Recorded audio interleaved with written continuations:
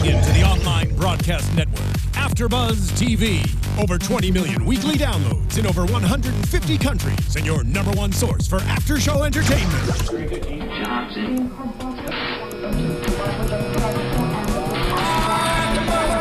AFTERBUZZ TV, the destination for TV superfans. Producing after shows for over 300 of your favorite TV shows. Interviewing celebrities and showrunners. And bringing you behind-the-scenes exclusives. All thanks to E! Entertainment's Maria Menounos, producer Kevin Undergaro, and internet leader Akamai. Now, let the buzz begin! All by myself. Well, what's up, America's Got Talent, AFTERBUZZ TV superfans? I'm Kevin John, and as you can see, I am here all by myself. You know what? But that's okay, though, because I can still give you guys a show whether or not I have the hilarious Daniel, the irreverent Cameron, and the seductive Kaori, who all three of them I do miss. But, guys, you just got me, so it's just going to be me and you talking back and forth. And who knows, if we're lucky, we may get a few side comments from our incredible and beautiful producer, the one, the only, Marissa. Hello, Kevin. What up? What up? This was a fun episode because I watched it with you. I can't believe everything that these people can do. No, it's ridiculous. You know, Marissa, I'm so glad you brought that up because I think that's just a testament to why this show is called America's Got Talent, because you can do literally anything that you want on this show. That's talent. Talent obviously is a subjective word. So, for example, I could take this pen and flip this cap like this and eat it, and then that can be a talent of some sort. I mean, hey, the Regurgitator dude can do it. Why can't you? That's true. I would have to regurgitate it back up, though. But yeah, you're absolutely right. Yeah. That's right. So, you know, that's the thing that, you know, I think Marissa's referring to is the simple fact that there's so much talent on the show. There's a wide spectrum of it. So let's go and get into that right now. Let's start with one of the first acts that went up and performed, 3 Shades of Blue. Really good group. You know, I want to say this, and I'll be honest, I'm not a huge alternative music fan. You know, I mean, I like Nirvana. They were awesome. They were also out like 20 years ago. You know, I'll listen to some, you know, obviously Weezer, Green Day, other groups that I like, but I'm not a huge alternative group fan. This group, 3 Shades of Blue, obviously is an alternative band. And I want to say this, even though I'm not a fan of it, I can definitely appreciate and respect what these guys did. They came out with passion. They sang at the top of their lungs, even though one of the guys who was singing was a little bit off slightly. But they had so much passion, desire, and just, you know, just so much vibrance and vivacity that they put into this, that I'm even making up words there. But it was so incredible. I really loved their energy. And by the way, they were all playing the guitar simultaneously as well while singing, all 3 of them. So, you know, usually with the band, you have one person that's playing the guitar and lead singing and somebody else and that's doing something else. All 3 of them are playing guitar and singing. I thought they did pretty good, but which I will get to later, unfortunately, they did not go through. And I think a part of that goes to the simple fact that in these kind of contests, and Howard even talked about it later on, another guest that did a phenomenal job but didn't go through, but Howard mentioned it, is the fact that when you do come out as a singer, it's good to do fan favorites or songs that people are familiar with, people love, like mainstream top 40 kind of music. And unfortunately, I think that's what hurt 3 Shades of Blue. You know, but I don't know. Marissa, are you a big fan, alternative fan? Were you feeling the vibe? I mean, I like the song. Sail is a fun song, but I felt at one point during the lead singer's performance, and I don't want to sound nitpicky, but it felt like there was a moment for 10 seconds his voice kind of gave out on him. Like he didn't have the right breath into the performance, and it felt like his voice dropped a little bit in maybe a half of an octave, but it felt like his voice wasn't fully there. Yeah, that was a little nitpicky. You got to a little bit. But that's what you're here for. And, you know, I somewhat agree with you. You know, I said one of the lead singers' voices was a little shaky, and I think that's kind of what I was referring to. You know, it wasn't, so it was like, and then like he lost it. And also, if you're performing as a group, all 4 of them, or that, there's 4, correct? There was, there were 3 singers, and then there was one. The whole band in it of itself. I mean, you're only as strong as your weakest link. And absolutely. if your lead singer wasn't that strong in the performance, then what what do you say for the rest of them? Exactly. Lead singer, they got to lead. You know, they have to be the strongest. They got to set the tone. Right. All right. Well, thank you for that. And, you know, unfortunately, they didn't go through, but, you know, at least in me, they got an A in passion, they got an A in energy, and they got an A in rocking out, because I feel that they did bring all three of those Definitely components to rocked it. out. Yeah. Oh, yeah. They Oh, were yeah. having fun on that stage. They had me headbanging in there. Yeah. And I don't even have hair to headbang, but I was doing it. Seriously. Howie can relate. All right. So anyways, moving on. This next guy up, comedian.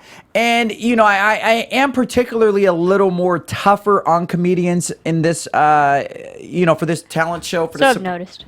yeah, well, you know, just saying. I mean, the thing with comedy is like anything else. Like I said with talent, it's subjective. So some people can find you hilarious, some people cannot. Apparently, this next guy, America, found him hilarious because he actually ended up going on through the finals. But let's talk about him. Gary Viter, excuse me. I don't know if I butchered his last name. We'll just call him Gary V. And Gary V is one of those, what I would say, kind of awkward comedians. You know, he's very subtle. He has that dry kind of humor. He has, you know, he says a lot of one-liners. He's not necessarily a storyteller. It's just kind of like, yeah, I went to the mall today and I saw a woman that looked like a man that was a woman. Ha ha ha. So he just, obviously that was not funny at all, but That's what I felt like his performance was. I mean, if that's the type of act he's putting on, and that's his character front, I can understand that. But watching it overall, I felt it was too slow. Absolutely. Even though his jokes, I believe it was Howard that said it, pretty on point, that his comedic timing was really good. Yeah. Yeah, and you know, obviously comedic timing, that is a integral part of any, you know, comedic actor or stand-up comedian. You got to have that timing. He did have his timing on point, and, you know, I do give him credit because I do think that stand-up comedy is one of the hardest acts to do. Like, it really is, because you're just out there by yourself. It's vulnerable. You don't have lighting and all these effects and background dancers. It's literally just you trying to make people laugh. So with that, I do give a lot of respect to comedians because it's very difficult to do. Me personally, with Gary V, I thought his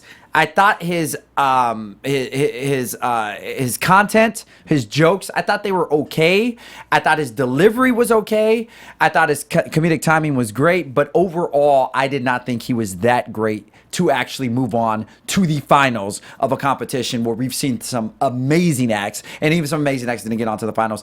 I don't feel that Gary earned a spot there, but hey, I respect the man. Hopefully in the finals, he can prove to America why he deserves to be there. Right. And I want him to laugh my socks off. So let's move on to the next one.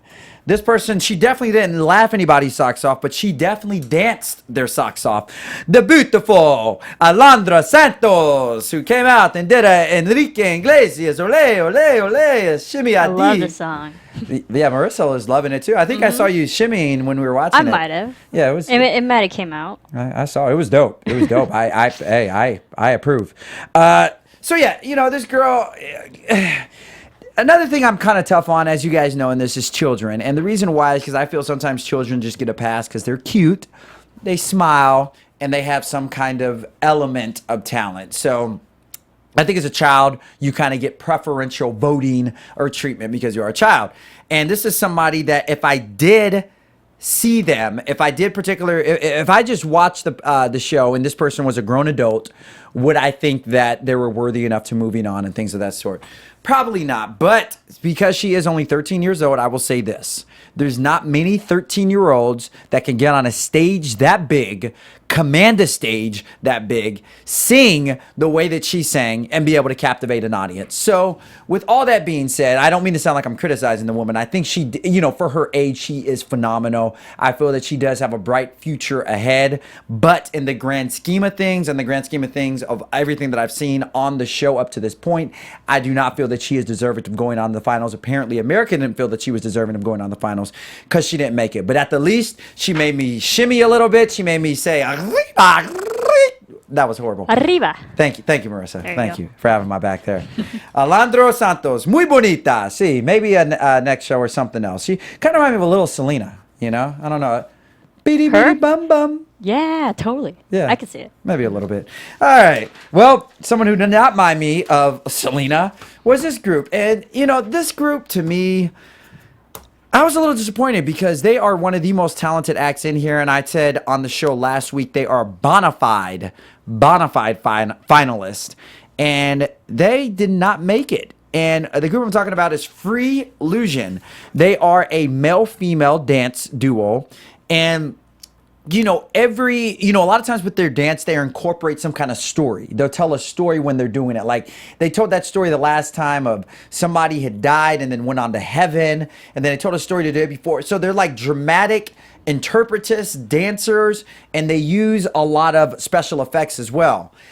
I think the problem with them this time is they tried to go too big, too large. I mean, they had like some 3D spider out on the stage. It looked like a horror film, and it got to the point where it just totally upstaged their dancing and upstaged their talent. Yep. And it looked like I was at a 3D movie watching a spider come at me saying, "Don't get me," instead of watching a dancing performance. And I was a little disappointed because they are very talented and I feel they're very deserving. I think they tried to go too big. They tried to put too much special effects, technology, lighting. They tried to just go too big.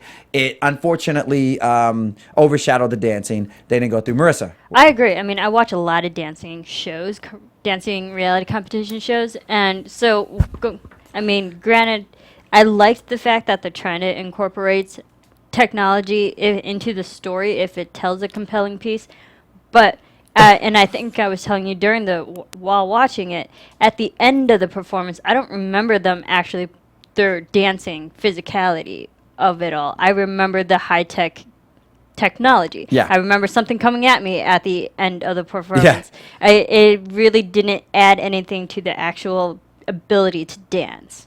Absolutely. I 100% agree with you. I think at the end of the day, when you walk away from the performance, you want to think, wow, those dancers were amazing. You don't want to think, wow, that 3D spider technology was off the chain. Yeah, you want to remember the dancers, not the technology. Exactly. So unfortunately that beat it. But, you said you do watch a lot of reality dancing shows. Yeah. Well, if you guys love reality dancing shows, woo, do we have a show for you. Now, we all know our favorite host, of course, and our boss here. She is the producer. She is the head honcho, the CEO of AFTERBUZZ TV. And she's everything. She's just everything. She does do everything. She probably built the studio as well. I mean, she does it all. But Miss Maria Menounos and Derek and Julian Hove's family have put together an amazing dance show. If you follow Maria on Instagram, you see that usually every season around the holidays, she does some kind of epic dance battle, and she'll challenge other individuals. Well, this epic holiday dance battle, so I'm gonna stop myself there.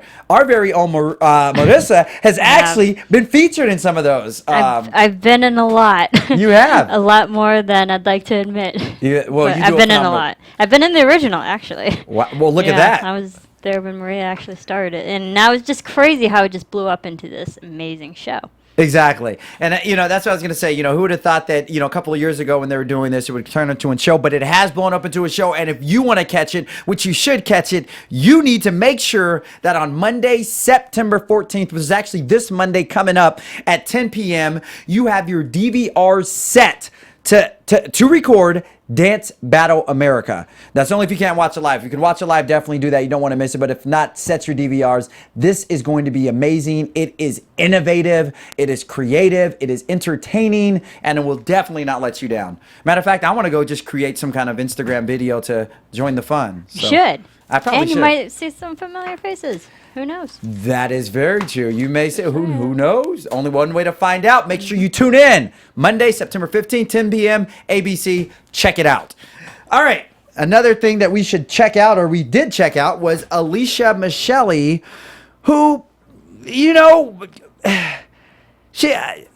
a great singer. The reason I'm struggling a little bit because there's a lot of just good singers on this program. I mean, tonight we saw a lot of good singers, and I think there was too many singers. Obviously, when you watch a show like America's Got Talent, you want to see other things because there's so many other shows for singers. American Idol, The Voice, et cetera, et cetera.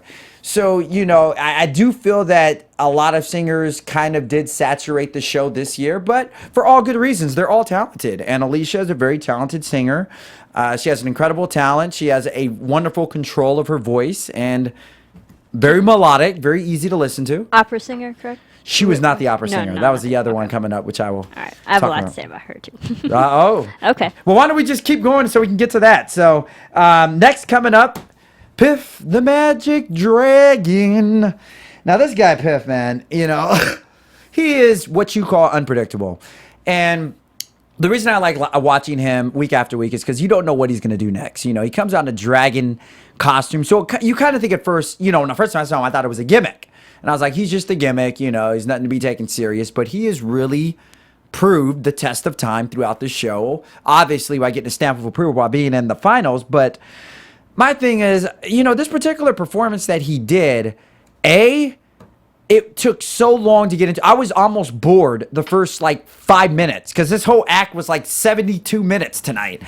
But it was so long and drawn out in the beginning. I almost lost interest. So I think that, you know, going forward, he needs to step up, you know, from the very beginning, get out there and step it up. Now, granted, the producers of America's Got Talent were nice and gave him his 30 minutes or so to perform, but it was just very slow getting off to. Another thing that he did that I did not like, he always does this, oh poof, or well poof, oh boom. He does these silly sound effects. I do not believe it adds to his performance. It's kind of annoying and I feel takes away a little bit, but so that was my negative. The good thing, well, another thing is he also. Well, if Emerald can have Bam. What was that? I mean, the chef, Emerald, if he can have Bam. Oh, that is true. But he's a chef, you know. The chefs But can. I'm just saying, if someone's trying to, create a character in a performance and that's his signature thing, then sure, I'll give it to him. Well, thank you for being nice, Paula Abdul. You know, I appreciate that. You know, I guess so. I mean, apparently the fans love it. I think, I don't know, well, poof or well, boom, whatever. Anyways, doesn't sound right when I do it. But yeah, I mean, on to the good. Obviously, after it took him 30 minutes to get his act in, he did end with an incredible act. He was able to guess cards. He had this screen up on stage. He was able to go around, and it was just really the element of surprise, the way he ended it, and ultimately was just a great act. I'm not shocked at all that he did end up going through to the next one. Now, my only issue is at the end. At the end, he was getting constructive feedback from the judges, and he was pouring sugar. And like, I don't know what he was doing. But first of all, I thought it was a little disrespectful because, you know, the judges are sitting there giving you feedback. And a lot of it is very positive and it's constructive, you know. And I think that you need to be receptive as a contestant to listen to it and to show that you're attentive. And he kind of just did not care. He was pouring sugar. So I was like, all right, well, maybe he's going to do something big with the sugar. And then he was doing nothing. It was just like a thing of, so I don't know, that kind of just. Yeah, I completely agree. Because I said it just looks straight up rude. But if it actually amounted to another joke to end out his complete performance, I would have been okay with it. Exactly. But it didn't. It had no payoff, so it just came across rude. Exactly. And that was my thing. I was like, you know, I kind of give him the benefit of the doubt because I'm like, okay, he's going to do something hilarious with this sugar and whatever. But when he didn't do anything, it was just like, okay, that was just random, weird and rude. Yep. So anyways, but he did make it through. Congratulations. You know, Piff is obviously a talented guy.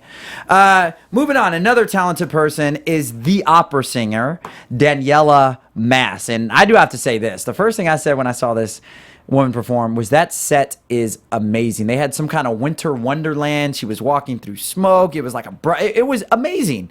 And the thing is also, I feel that the set did not take away from her voice. I feel she's a very strong singer, an opera singer. And, you know, as we come to find out, she didn't make it through. And this is the person I was talking about when I said Howard said, you know, if you don't make it through, it's because you sing a genre of music that may not be popular to the mass public or a song that's not. But I feel she, you know, I don't know much about critiquing opera singers, but I thought she was pretty darn good. Marissa, what did you think? I loved her voice, and even if she doesn't win the show, I think she's still going to be successful. Yeah. And very bookable because opera singers, that's a very certain specialty. Absolutely. And she has the look, she has the voice. I think she's going to do great and move on and actually have a very successful career after the show. Yeah. I 100% agree with you. You know, she's a beautiful voice, very young too. I don't know her age exactly, but very young girl, has a beautiful voice, great control of it. And it, like Marissa said, in order to do opera, it takes a very unique skill and talent to belt. And she's pretty too. And she's gorgeous. So I mean, that also not to make it superficial in that way, but I feel that she would do amazing on Broadway. Absolutely. I mean, I was looking at that thinking Phantom of the Opera, or, you know, just any particular show. I Yeah. can totally see her in. Theater, opera, she'd be amazing. So definitely. I will see her at the Pantages probably within the next year or so. We'll see. All right. Coming up next, this guy did not sing opera, but he definitely had all of our jaws on the floor. The one, the only Uzié Naravab. And I know I totally butchered his name, but you at home know how to pronounce his name correctly. So go ahead and take this. This guy, love his style. Love his style. You can tell he's inspired by the great Charlie Chaplin. He, you know, does a lot of comedy through his gestures and what he does. But I really love his style. His style is really invigorating. He comes out initially spinning around on a hula hoop. Like, it was awesome. I don't even know how to explain that. And, you know, his signature is his ladders. As we see him, he always climbs to the top of ladders and does tricks, stunts, handstands, all this other stuff. But on this particular night, he climbed up to the top of his ladder, and his ladder was not agreeing with him. He wasn't agreeing with his ladder. He wasn't in rhythm with it. And kaplump.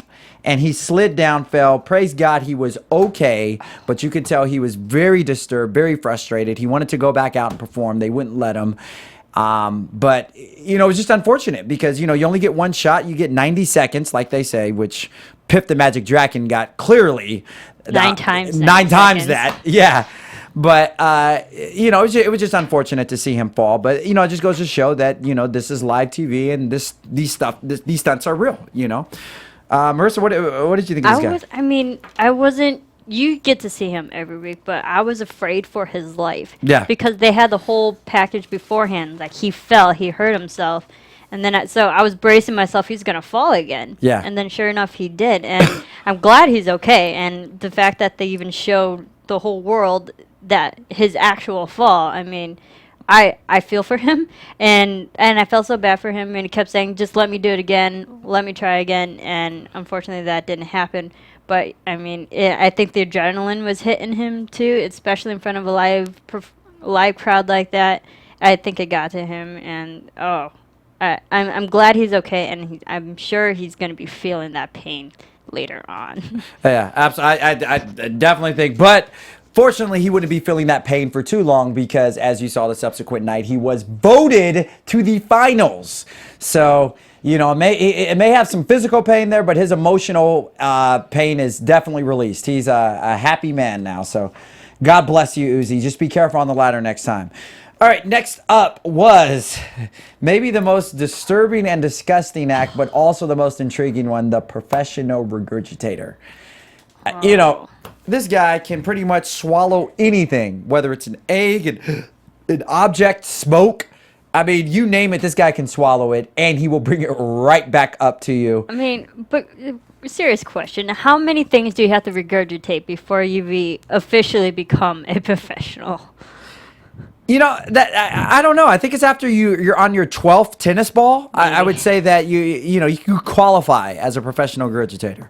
I would just say I don't know how many balls he swallowed, but at any rate, you know, it's a unique gift. It is a unique talent, and he never ceases to amaze. And the way that he's able to control the things in his stomach after he regurgitates them, and he can switch stuff around in his stomach and it's like he has little hands in his stomach that can do certain things. Like he unlocked the key with his stomach. I'm like, dude, I don't know what ab roller you're using, but can I get on that? Because that must be... No, don't, because... It may work in your stomach, but it's not working for his teeth. Yeah, oh, good Lord. Well, yeah, clearly he definitely needs to see an orthodontist, and if he wins the show... That acid and throwing up. Exactly. That's not good for your teeth. That's very true. Obviously, as we know, vomiting is not good for your teeth. The more you do it, the more your teeth start to corrode because that acid is not good. But seeing that his teeth are immune to it by now, hopefully his remaining 3 teeth will stay in there. Who knows? But what we do know is that America loved him because they did vote him through to the finals. Congratulations. Next up, another singer, Sharon Irving. She sang a rendition of John Lennon's, I think it's called What About the People, or the Magic, what is it, that song called? No, it's Imagine. Imagine, thank you. I should have known that. Very popular song. Yeah, yeah. He was in a popular group called the cockroaches, the bugs, some kind of creature. Some kind of creature is a insect. The insects. It's the insects. The insects, You're right, yes. You're right. Yeah, so, you know, she did an incredible rendition of that. You know, like I just said, with all the other singers in this competition, you know, I thought she was great. She did a great rendition. She sang a great job of it. I don't think, you know, I like I said, I kind of just put all the singers kind of together up top. They're all great. You know, I'm not sure she was phenomenal or she wowed me like the Craig Lewis band, who are just the greatest singers ever. But it was good. I mean, she brought honor to John Lemon. I don't know, Marissa. Did you see something I didn't? I wouldn't say honor. Honestly, I mean, Whoa. I love that song. I think she does have a good voice, but if you're really going for the finale, this might just be my personal preference. I felt that song was too slow.